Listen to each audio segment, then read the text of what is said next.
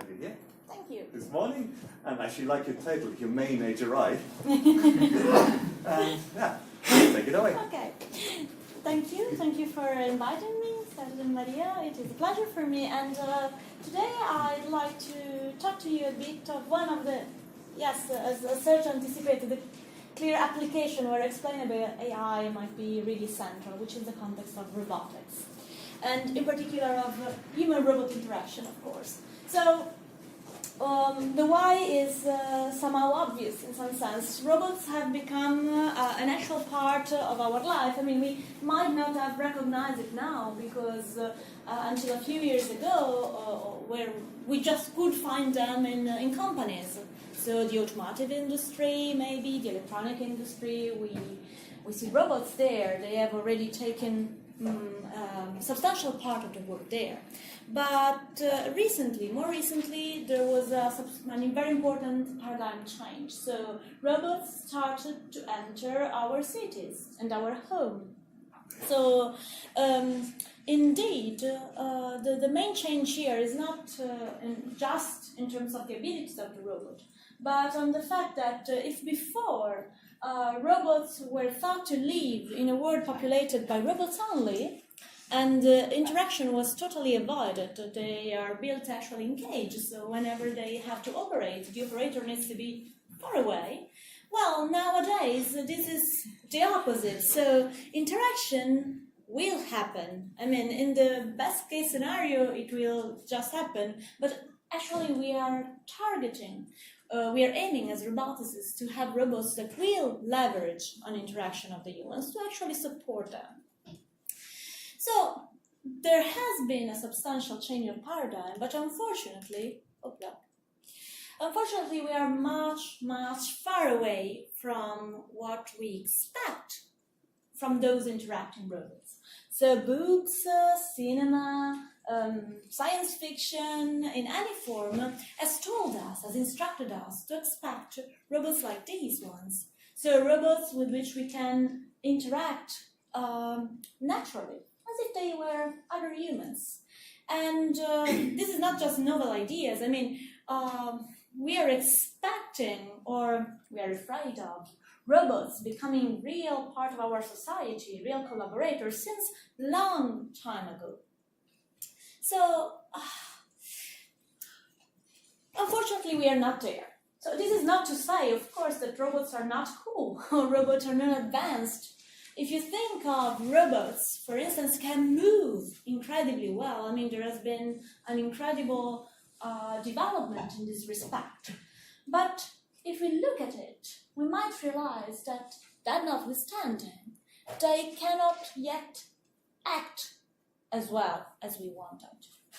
And this opens up a big question, if you want, which is the difference between movement and action that we can try to address in a very simplified manner, just to discuss today, by saying that what distinguishes movement from action is the goal. So, in this case, when there's an action, you understand the action in a prospective manner, by what it is leading to, what is guiding the action. And interestingly, this is something that even human infants do naturally. They understand actions in terms of their goals. So prospection is one of the crucial elements that at the moment we are a bit missing in robots and in technology in general. So we are in front of incredibly intelligent systems, if you think, that are able to perform a very nice, detailed, complex task. But when they are not working alone, but put in contact to a human, well, we realize that there is a limit. So, and the limit is actually that in most cases those systems are reactive. And that happens because they don't have an enough good model of the human to predict what this person is going to do. In most cases, the human is just a finger. And of course, this is not enough because I put this technology, but robotics is still there. as far as it is so reactive, as far as it cannot understand us and anticipate us, we will have all the effort of interacting with them on our shoulder. We will be user of this technology. But we don't want to be user. We want to be co-workers at most. And this really requires a substantial change in the way we build also, or we think the technology. And of course you might think that my position is biased because I love cognitive science, I'm interested in humans, but I want instead to try and reinforce my claim by dragging in also some documents that have been developed by someone outside my environment. So the SPARC, the Partnership for Robotics in Europe, for those of you who don't know them, those are the documents that are used actually to decide where European money goes in funding for research in the context of robotics, for instance. And so those are important documents because they provide an indication of which is the current status in this technology and which are the important step changes that we need and that we want to happen soon, before 2020, in order to really advance technology and robotics. And in particular, they state which are the technologies that make robotics in general. And among all of them, I would like to highlight how they actually pointed out as crucial technologies some elements like human-machine interface, collaboration, and natural interaction under cognition, which is interesting. Well, the beauty of this is that if you go through these documents, you can find them on the web, they state which is the state of the art, how we are doing, how we are faring now, and what we expect. And as you can see, they point out that, for instance, at the level of human-machine interface, yes, we have a very common touchscreen kind of interaction, whereas any kind of more intuitive interaction is left in the laboratory for the moment. Whereas we want to have at least the ability to assess the emotional and cognitive state of our partner. If you go to human-robot collaboration, they say, well, again, this word, simple interactions, let's say more or less scripted, are already available. Whereas what we want is to understand, predict human motion, and integrate cognition technologies within the human-robot interaction. And if we switch to cognition, under which natural interaction is reported, again, the same words come out. I mean, simple interactions. They are mostly talking about speech kind of interaction. So Siri, just to give an idea, are more or less available. What we want is huge more. So we want to exploit gestural, emotional, intentional cues. We want to be able to take and give instruction and then infer intention and understand meaning. So we are here yet. And if we want to summarize what is asked for, what I'm asking for too, is that what we need to have an actual nice interaction with robots is having a cognitive compatibility between human and machine. And if we want to point out which are the main elements missing that come out from also this external description, is that the interaction needs to be intuitive. What I mean by intuitive? Well, when we are talking with someone else or we are collaborating with someone, we listen to his words, okay? But we don't focus only on what this person is saying. If I tell you, oh, you had fun yesterday, huh?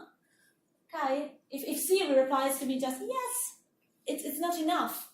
Because the unsaid is as important, if not more, of the content of what I'm saying. And this is what is missing now. Our machines, our technology, in most cases, are just able to respond to instructions, commands, to explicit meaning of what we are saying, whereas they are still blind to all the emotional and also contextual information that come out from the other signals that we are sending.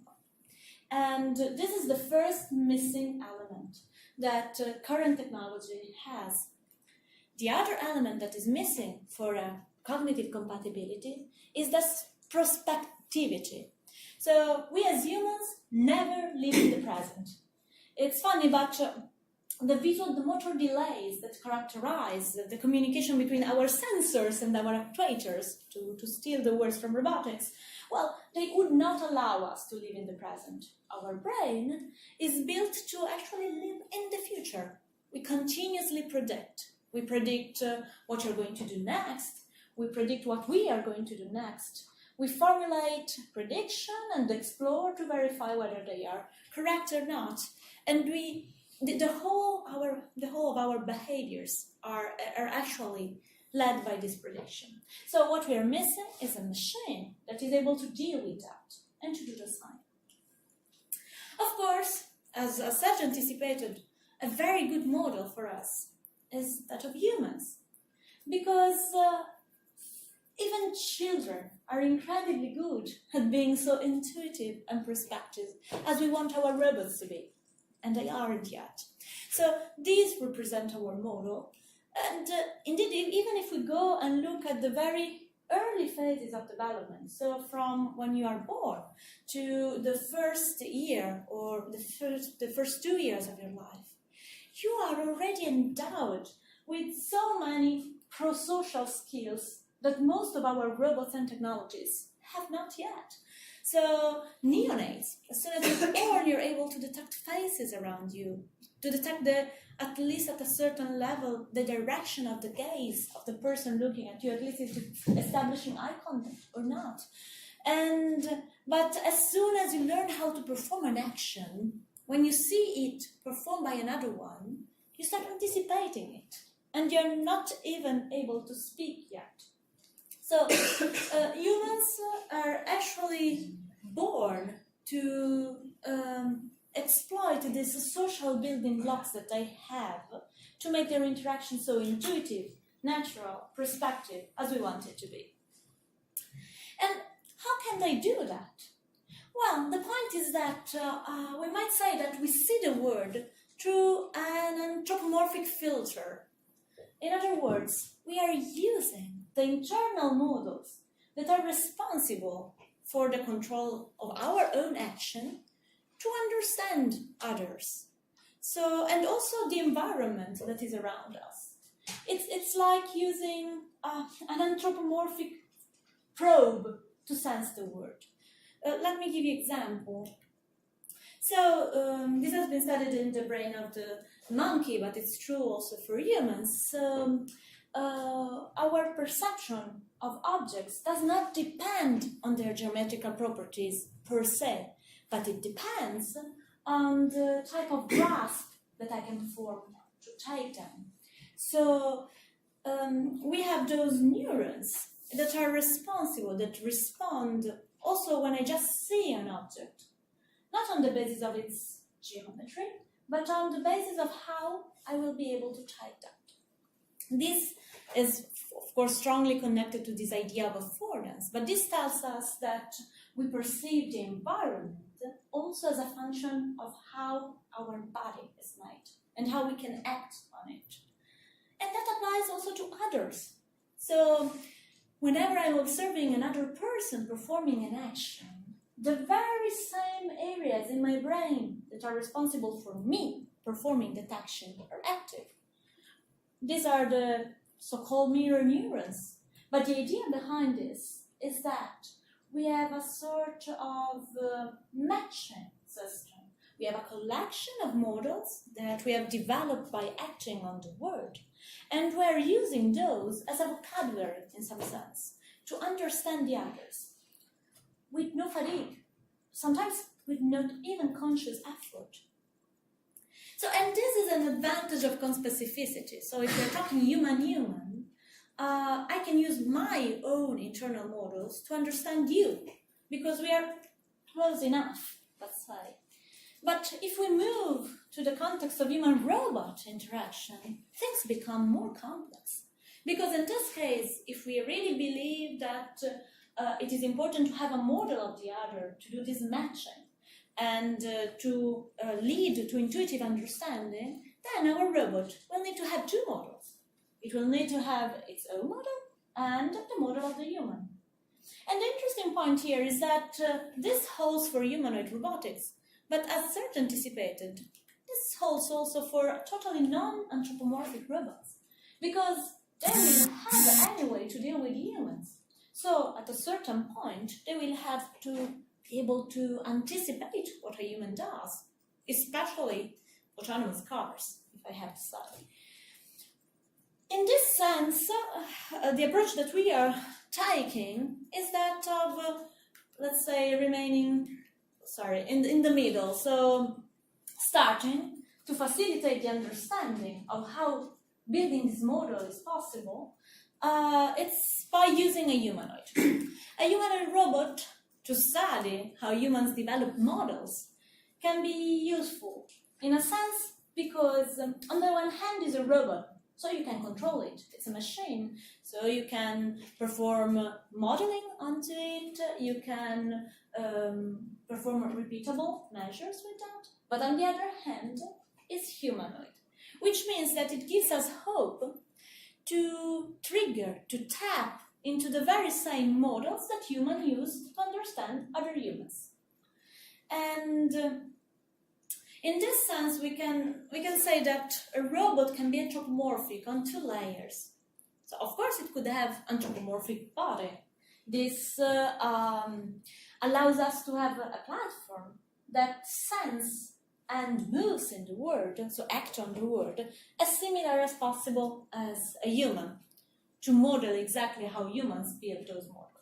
But on the other hand, we can have robots with an anthropomorphic mind, which means robots that have the ability to use those models that come from humans to understand, anticipate, and think like a human. And this is crucial, in particular, when we are talking of interaction. Because interaction might seem a relatively simple kind of task. If you describe it as there are two people, they are performing actions that they agreed upon before. But the truth is that during interaction, we are continuously communicating, exactly exploiting those matching mechanisms, those intuitive signals that I was mentioning before. We are continuously exchanging messages without talking, and the other person is continuously able to read them and use them to predict what he has to do or what I am going to do and how to help me. And interestingly, we have, let's say, several layers of message here.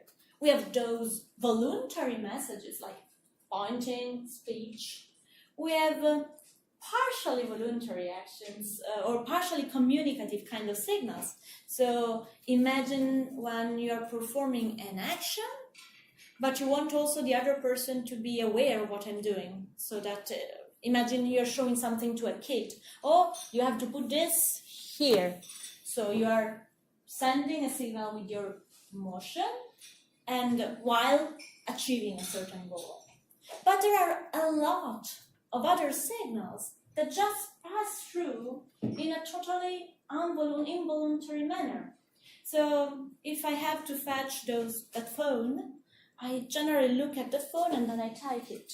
And I do that anyway. If you're there, if you're not there, it's something related to my visual motor control models. It's my visual motor coordination that tells me to do that. But if you are present and you see my eyes, since your models are very similar, you will immediately infer and anticipate it, that I will take that and not, for instance, that glass. So what I'm saying is that we are sending, thanks to this automatic matching, a lot of signals that are crucial for intuition and perception. And those signals travel along a set or a wide set of possible sensory modalities. Signals come from sound, for instance, from the tone of my voice, and they come from touch, from how strong I'm touching you while doing something together. And they come through vision. And also through vision, there is a wide array of signals that you might consider. They might be related to the way I move my eyes, the way I move my body, the way I rotate my head, even my posture. All these signals your brain is processing without maybe you even be aware of them. And it's important then to try and see whether we can model some of these human-inspired characteristics and try and see if our understanding of those models and the implementation of the robot are sufficient to trigger the same level of fluid interaction, leading really to a robot that can be as intuitive and prospective as we are. And this is what we tried. And to do that, we actually had to operate on two different aspects. The first aspect is the motion of the robot. Exactly because most of the signal passed are dependent on the way we move our body, we tried and modeled these features onto the robot and see whether the same type of communication occurred for human-robot interaction. So, for instance, as I told you before, gaze is strongly revealing our goals and can allow a person that looks at me to anticipate me. And we verified whether that was true also when it was the gaze of the robot revealing its goals. And we play with that. So we actually made the robot reach to grasp different objects. And in some cases, the robot actually looked at the object to be reached, in other cases not. And we didn't show the whole reaching action. But even when most of the action was visible, 70%, a lot of people followed the gaze of the robot to understand its goal, not its action, suggesting that indeed, yes, with a robot that is somehow humanoid, that has eyes provide an intuitive and immediate communication about goal to the observer. And it goes further. I mean, as I told you already, babies, or at least infants, anticipate our goals just by looking at our actions. And indeed, if I show you a goal-oriented action, you're looking at me, and we monitor your eyes will jump to the goal of my action much before my action is completed. And this is again follow-up or a consequence of those mirror neurons I was mentioning before.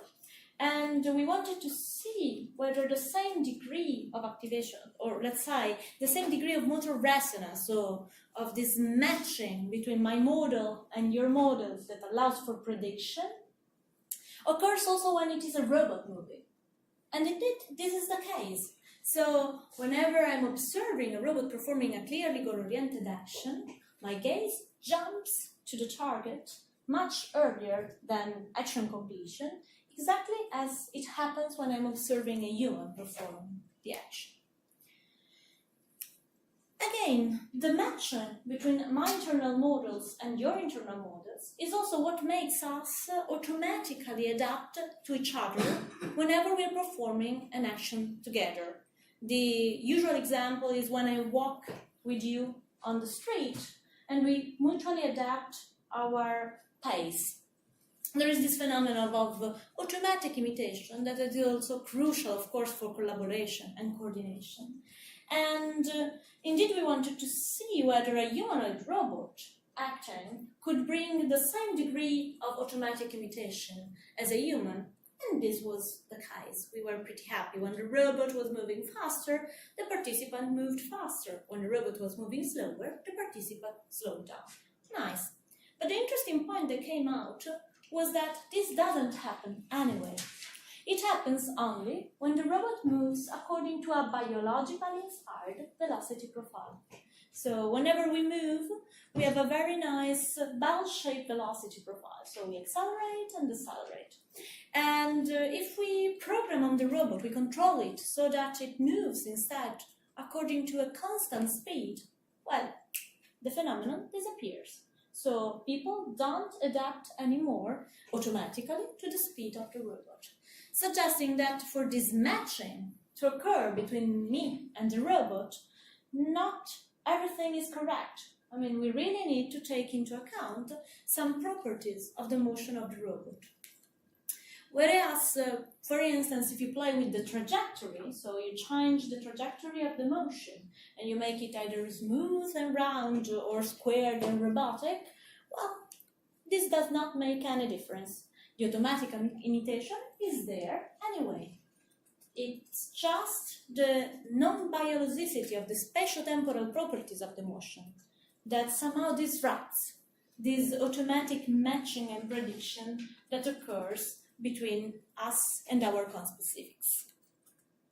And interestingly, this doesn't apply just in context of separate action as the experiment that I mentioned you before, but recently we found out that it occurs very well also in more collaborative and ecologically valid sort of a task.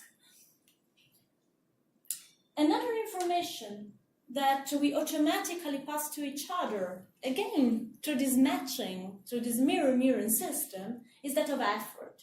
So if I'm taking an object from the ground and lifting up, to put it here, well, you immediately know how heavy it is.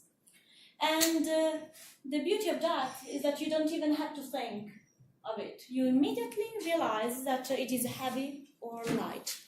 And we wanted to say, can we infer where this information is coded? Can we transmit this information also with our robot? Because this is something that is very natural for us. I mean, already at 6 years of age, children are quite good at reading the weight lifted by a person, just by looking at this person lifting it. Perfect performance would be this line. And it's something that therefore comes very natural to us. And indeed, what we found out was that velocity, so again, some spatial-temporal properties of the motion, is tightly connected to the mass of the object in our natural behavior. And if we replicate that onto the robot, people are actually very good at detecting how heavy is the object just by looking at the robot lifting it. And most interestingly, it's not just saying, oh, well, it's 100 gram or 400 gram, who cares? The interesting point is that when it is your turn to take the object and lift it, you're already prepared to do that. So if we go and measure the force that you're preparing before touching the object, we showed that when the robot is programmed like that, appropriately to communicate the message, well, your preparation is more appropriate for the weight that you're going to lift. Which makes, of course, the interaction much safer, because you know in advance you can predict, again, what is going to happen and what you're going to do. And, of course, beyond the information about objects, actions can tell more. Coming back to the example I gave you at the very beginning, you can see here that there's a person with a clear goal, pass you an apple. But here, you can realize that the goal is slightly different, or better, the goal is exactly the same, passing you an apple. But here there is a subtext, okay? There is a motivation that is clearly different. You probably pissed him off in the recent times. So, the point here is there is some intuitive signal that this is communicated, and that here is communicated, and interestingly, there is a part of the brain that has been recently pointed out as to be sensitive exactly to these signals, that they call style of the action. And the group of Di Cesare and Professor Rizzolatti, who was also one of the founder of the mirror-neuron system, actually found out that there is this dorsocentral part of the insula that encodes whether you are being rude or gentle. So that is the style of the action. And we are now investigating where in the motion this information is hidden. And we are trying to replicate simplified, purified if you want, actions that have this feature onto our robot. We are conducting research now, so I'll let you know soon if this works. So far I addressed the first channel of investigation. So how can we modify the models of actions of the robot so as to make it intuitive and predictable by the human, which is crucial, of course, to have legible behavior, but on the other hand, we want also the opposite. I mean, we want our robot, our autonomous car, to be able to read us and understand us and predict us too. And this is probably even more difficult than the former task. And therefore we took literally baby steps. We started from an ability that newborns have. So this ability to detect whether in front of their eyes there is a living being moving or a non-living being. And this is something that 2 days old babies can do. So we wondered on which model they can base this judgment, on which feature, visual feature, they can base this judgment. Because, I mean, we can't expect a profound knowledge of or a priori information, and not even a very good and detailed vision at that time. And so we asked ourselves, which feature, what distinguishes something that is living from something that is not living in terms of motion? And we came up with one of the laws that are generally ascribed to biological motion, the two-third power law. Whenever you're writing or you're performing movements, curve movements, you follow this law that actually tells you that the velocity with which you move your end effector and the curvature along which you're moving it are tightly related. And in simple terms, we could say that whenever you are moving in a very curved way, you will slow down, and vice versa. So we wondered, well, the nice aspect of this law is that it is based on very simple features, so the velocity and the curvature that you can extract from motion. And so we wondered, can you infer just with the adherence to a power law between velocity and curvature whether something that moves is bio or non-biological? And so we tried to implement that on the robot. So we started from the cameras of the robot, extracting video sequence, from the video sequence just extracting whatever moves. So this is just optical flow, apparent motion. And then from the apparent motion, extracting the dynamic features that I mentioned. So mostly velocity and curvature in different forms. Then doing a training, and in this training just showing biological motion. In this case it's Alessia, who's performing different actions like transporting, drawing, mixing, pointing, and some example of non-biological motion. So a toy train, a balloon moving around, some wheels. From all these videos, we just labeled them as biological and non-biological, and we extract those information that I was mentioning before, velocity, curvature, and so on. The interesting point is that the system, trained like that, is actually able to generalize and recognize also other instances like as biological or non-biological. But even most interestingly, the beauty of the system is that although it was inspired by a baby, so a very simple theoretical system, it allows us to overcome some serious limitation that the traditional methods for detecting humans from artificial vision has encountered in the past. So usually, if you have to recognize an agent in your field of view, what you do is looking for skin, or looking for a face, or looking for a skeleton. And when you have occlusions, masks, or similar problems, your system is in serious difficulty. Whereas our system is not, because it doesn't assume any information from shape, just from motion. And it leads also to a most interesting result. It allows you to see a human, even when the human is not visible in our field of view.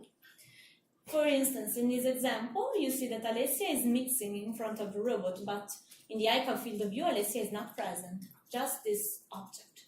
But since this object is moved by Alessia, its motion is characterized by exactly the same features of biological motion that I mentioned, and the robot is able to recognize this signature, and then direct its attention toward where potentially a human is causing the motion. this way, thanks to a model inspired from a baby, we replicated on the robot a very natural prosocial activity that we were almost born with, the ability to direct our attention toward the potential interacting partners. And this is a sort of motion-related type of communication. So it is our body that impresses this kind of features to the movement of the object on the same. But of course, gaze is another as powerful source of information. And also in gaze, as I mentioned before, there are regularities that we model and that we use to infer, anticipate what the other person is doing or wants. And indeed, this happens most of the time, even when this other person doesn't want to communicate with us this information. So in this case, we try to make the robot able to detect the direction of gaze of the person without any add-on, so without any additional eye tracking. This is the camera feed of the robot. We superimposed the evaluation that the robot is doing in real time. So the robot now is actually able to read where you're gazing at. And this allowed us, for instance, to test some ideas, some models about how we use gaze to coordinate with each other. One of this is related to eye contact. So whenever we are ready to interact with someone, we generally establish eye contact with this person. This is something very natural, we don't have to think of it that much. And so we wanted to say, well, what if the robot used information coming from the gaze of the person to establish when to interact? There is nothing more obnoxious than technology interrupting us when we don't want it to. So it would be lovely if there were a way for technology to be sensitive to our status and be able to learn when we are available to interact or not. And actually, we tried this out. We designed a dictation scenario. The robot acted as a teacher. He gave a dictation, sentence after sentence. But he gave it in 2 sessions. In one session, it was a sentence after sentence in a standard way, predetermined timing. In another session, the robot was just waiting for the person to establish eye contact with it before starting to utter the next sentence. Importantly, we did not tell anything to the participant about that. They just knew that they had to do the dictation. Well, participants were able to complete the dictation in both occasions, in both sessions, well, with no instructions, and they didn't even realize that they were controlling the robot through gaze. When at the end we asked them which was the difference between the 2 sessions, they pointed out different words, different aspects. The robot was kinder. Most of them actually appreciated most the adaptive, so-called gaze-based session, because especially the faster writer and the slowest writer, this way they could automatically, intuitively make the robot adapt to their own speed. And this totally in an intuitive manner, so with no need of explanation. So encouraged by this, we went further and we said maybe with gaze we can inform about the robot, about not only when to interact, but also what to do. And so we designed this little experiment in which the robot was a helper. So the participant had to ask for 4 blocks, 2 from the robot, 2 from the experimenter, to build a little tower. And again, we didn't give any explicit instruction to the participant on how to address the robot. And so participants asked for a block by pointing, by talking a lot. But the robot was actually able to sense just their gaze behavior and acted only when it recognized a certain pattern of gazing behavior that we know is typical in the context of joint attention or action request. And it worked. So in most of the cases, the robot was able to pass the right object at the right time, even though people didn't realize again that they were controlling it just through gaze. So, I hope so far that I have convinced you that by taking human-inspired models of the way we move and the way we process other movement, it is possible to establish a natural interface between human and robot, and human and technologies in general. What I want to stress here is that an important next step that needs to be taken in research is to pass from interface to actual interaction. So far we have based this kind of communication onto the idea of very basic models that are common among all humans and that are more or less stable. I will always look to the object before taking it. So it's not something that is going to change most probably over time. Whereas in an interaction, it continuously changes. The interaction dynamically evolves, which means that also my models should evolve. And let's say that also the two partners should evolve, be it a human and a robot. And so we need also to research to understand how this evolution occurs. So on the one hand, how does the human change as a function of the interaction with the robot?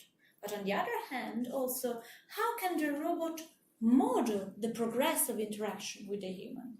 And this is what we are trying now to do. So on the first hand, so on understanding how a human changes as a function of the interaction of the robot, we're running a little experiment in which we're considering a slightly longer time frame, 30 minutes, not more than that, in which the human and robot are in a room and the human is tasked to play a treasure hunt game, finding treasures in the room. And the robot offers help, so touch me if you want to have some hints. And what we want to say with this little task is enough, this very short type of interaction, to change the trust, the rapport between the human and the robot. And the preliminary results we get is that it is yes, it is. It is because, for instance, the person at the beginning tend to play alone, and over time they progressively tend to ask for more help. And if we just compare evaluations that they formulated before playing with the robot and evaluation given after playing with the robot, already there are significant changes, also in their subjective analysis of the robot. And you come to trust, apparently, the robot over time, even over a very little time. Because at the end, the robot unexpectedly proposed a gambling situation to the participants. So, to those participants who found all the treasure, won the prize, he said, well, what if you gamble it? If you find with my help another egg, you will double your prize. Otherwise, you lose them all. But I suggest you to play. And 100% of those who arrived to this stage actually played with the robot, suggesting that indeed our relationship, our rapport with technology changes in a very little time frame, and we have to take into account that. And the other aspect is the dual. So whenever we are interacting with someone, we are progressively building a sort of personalized model of them. So imagine I encounter you multiple times. You will expect me to know you, not only your name, maybe also your occupation, but maybe also what you like or what you don't like, what you prefer to do and what not. This is something very natural for us. For robots, it is not. And so what we are trying to do is actually to allow the robot to build a model of the person in order to be able, the next time it meets the same person, to predict which kind of actions could be the most suited for this person and which other to avoid. And for this we need, of course, an ability for the robot to sense the emotional status of the person, at least in terms of which reaction the person has given a certain robotic action. And this is what Anna is trying to do. In this case, the robot is processing its facial expression and, in this case, just imitating her, but using this information to assess the balance of her reaction. And on the other hand, over multiple interaction, the robot should be able to somehow create a probabilistic map, at least, of what brings a positive reaction versus a negative reaction, in order to inform a sort of personalized model of the interaction with that specific person. So, to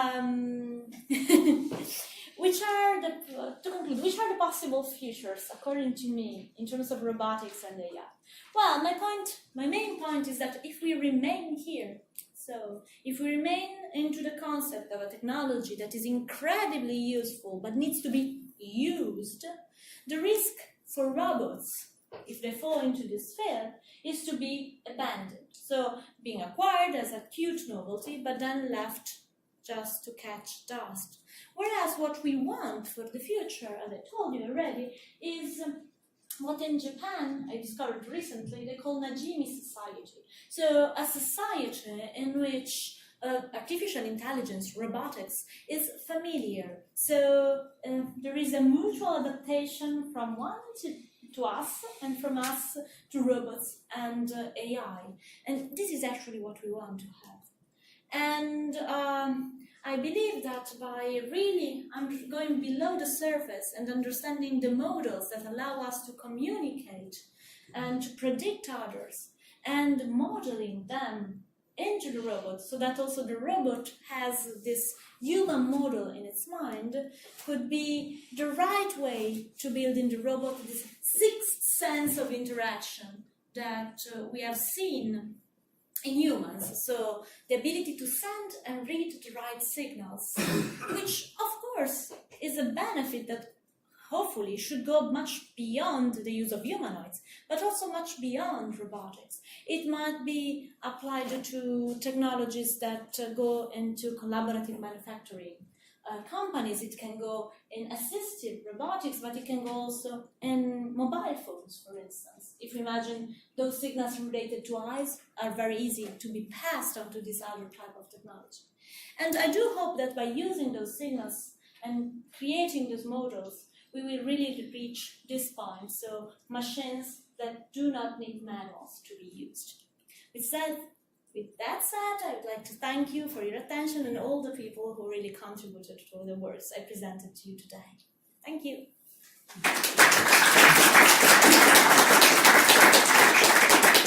Okay, we can have one quick question and then we get the next speaker, I think. Who wants a quick question? Yes, there. Don't you think it's much better when the human knows exactly what the robot is programmed to do? Like, don't they have much better interaction when they know it's gates that's controlling the next action? That could work very well in a very constrained situation. So I'm sure that if you're an operator and you're working with a robot that you know exactly, you will be perfect. But whenever will happen something you didn't predict as a programmer, or you didn't predict as a developer of the robot, well, if you have general models, you can generalize actually. If you know exactly how it should have behaved given a certain condition, you might not be as well able to generalize its behavior and its prediction.